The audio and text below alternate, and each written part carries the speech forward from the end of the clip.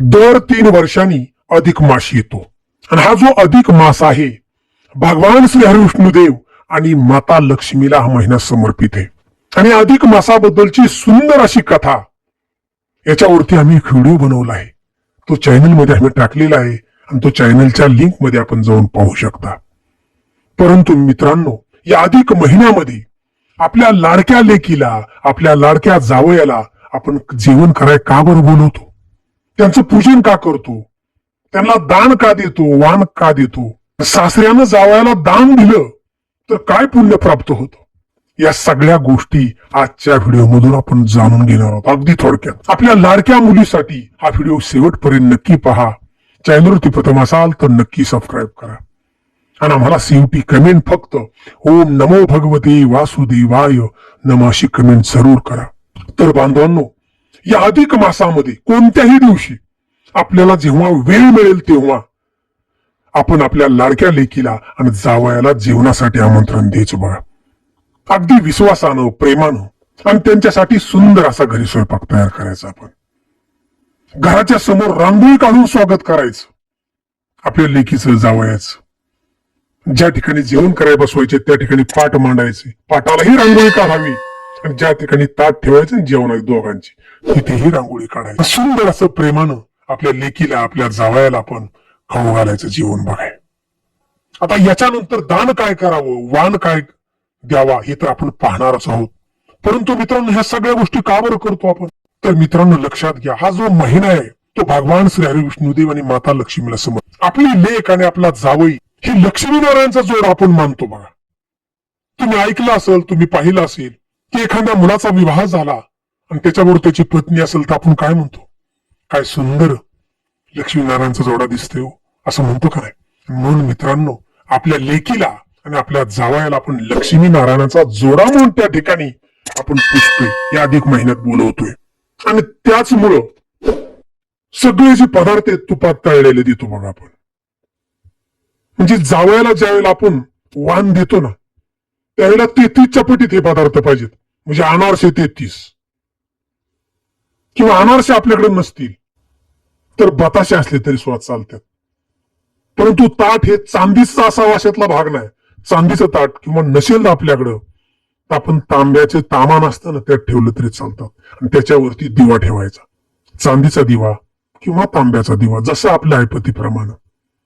आता आपल्याकडं हे अनारस किंवा बतासही नसतील तर लक्षात घ्या, फळं दिले तरी सुद्धा चालतात. दान, नारळ, सुपारी हे दान जरी दिलं ना आपल्या जावयाला तरी सुद्धा चालतं बघा, फक्त विश्वासानं. मित्रांनो, धार्मिक सिद्धांत आहे बघा या महिन्याचा. कारण हा अधिक महिना 32 महिने 16 दिवस आणि 8 तासाच्या नंतर हा महिना येतो बघा. म्हणजे 33 महिन्यानंतर येतो. आणि म्हणून 33 वस्तू या दान दिल्या जातात बघा. ह्याचं महत्व आहे. मूळ 33 वस्तू पाहिजेत. याचा उल्लेख 30-3 सुद्धा असा केला जातो कारण हा पूर्ण महिना 30 दिवसाचा असतो. आता 33 या आकड्याला फार महत्व आहे बघा. कारण आपण 33 कोटी देव आहेत आपल्या हिंदू धर्मात आणि 33 कोटी देवांना आपण मानतो. म्हणून 33 वस्तूच दान द्यायच्या आपल्या लाडक्या लेकीला आणि आपल्या जावयाला विश्वासात. तर मित्रांनो, चांदीला फार महत्व आहे बघा. चांदीचं ताट, चांदीचा दिवा असं का बरं आपण देतो? तर चांदीला फार विशेष महत्व आहे. आजही आपण पाहतो की आपल्या पत्नीच्या पायामध्ये चांदीचं पैंजण असतं बघा, पायात चांदीची जोडे असतात. हे का बरं असतं? तर मित्रांनो, चांदी हा धातू लक्ष्मी देवीला प्रिय आहे. आजही आपण म्हणतो की नाही, एखाद्याचं जर भलं झालं असेल तर आपण म्हणतो त्याची चांदी झाली बाबा. आणि एखादा माणूस गेला तर आपण काय म्हणतो? सोनं झालं त्याचं. लक्षात घ्या, एवढं चांदीला महत्व आहे. आपल्या शास्त्रात सुद्धा चांदीला महत्व आहे. चांदी हे पवित्र आहे, सात्विक आहे, शांत धातू मानला जातो. अहो, चांदीच्या भांड्यात रात्रभर जर पाणी ठेवलं आणि सकाळीच आपण जर पिलो ना तर आपलं डोकं शांत राहतं.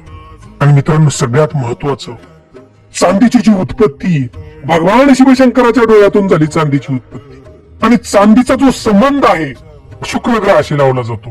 कारण शुक्र हा प्रेमाचा ग्रह आहे आणि त्यामुळे लक्षात घ्या, पती आणि पत्नी लक्ष्मी नारायणासारखं राहावं यासाठी बघा चांदी दिली जाते आपल्या लाडक्या लेकीला आणि जावयाला पण. चांदी हा जो घटक आहे आपल्या शरीरातील पाणी नियंत्रित करतो बघा, असं आपलं आयुर्वेदिक शास्त्र सांगतं. आपल्या मुलीचं आयुष्य सुखी समाधानी जावं, राहावं पण जावयाला आपण चांदीच्या वस्तू भेट देतो. देवी लक्ष्मी आणि भगवान श्री हरी विष्णुदेव यांचा आशीर्वाद मिळवण्यासाठी हा दिवस आहे.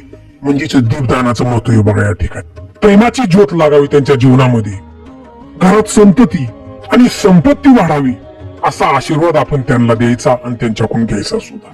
ते तुम्ही चांदीचं निरंजन दान देता, वेगवेगळ्या ग्रहांचा दुष्परिणाम हा कमी होतो बघा, असं आपलं ज्योतिषशास्त्र असतं. आता काही वेळेला असं होतं की एखाद्या व्यक्तीला मुलगीच नसते, म्हणजे जावईच नसतो, आणि त्यांना वाटतं आम्ही हे सगळं कसं करावं. परंतु मित्रांनो, ज्या व्यक्तीला जावईच नाही त्यानं दुसरा जावई आपला मानला तरी चालतो. प्रेमान आपल्या पाहुण्यातला, आपल्या ओळखीच्या व्यक्तीला अगदी विश्वास, त्याला जावई मानून त्याच्या पत्नीला म्हणजे दोघांनाही घरी आणावं आणि अधिक महिन्यामध्ये अगदी विश्वासानं जेवण करावं, आणि हे सगळं आपण करायचे तर त्यावेळी सुद्धा तुम्हाला पुण्य प्राप्त होत. मित्रांनो, काही गोष्टी अशा असतात की अनेक लोकांना आता वाटत असेल सध्याचा काळ हा फार कठीण आहे. लोकांना वाटतं चांदी किती महाग आहे, आम्ही कसं चांदीचा ताट आणावा, चांदीची निरंजन कसे आणावे, हे सगळ्या गोष्टी दान कशा कराव्यात. परंतु मित्रांनो, या सगळ्या गोष्टीसाठी चांदीचंच ताट असावं किंवा चांदीचाच दिवा असावा असं नाही बरं का. ज्याच्या त्याच्या ऐपतीप्रमाणे फक्त प्रेम हे महत्वाचे. प्रेम आपल्यात जी ऐपत आहे तसा स्वयंपाक बनवायचा आणि जेवण घालायचं. साधं ताट जर तुम्ही घेतलं ना आणि त्यात हे सगळे पदार्थ ठेवले आपण, की तुमच्याकडे काय सुपार आहेत, नारळ आहेत, फळे जे काय असेल ते आपण तेहतीसच्या पटीत त्या ठिकाणी ठेवायचं ताटात, आणि साधा दिवा ठिकाणी लावायचं, आणि ते दान आपल्या जावयाला आपण द्यायचं बघा, दोघांना बी. तरी सुद्धा मित्रांनो, भगवान श्री हरी विष्णुदेव आणि माता लक्ष्मीची कृपा निश्चित तुमच्यावरती राहील आणि तुमच्या लेकीवरती.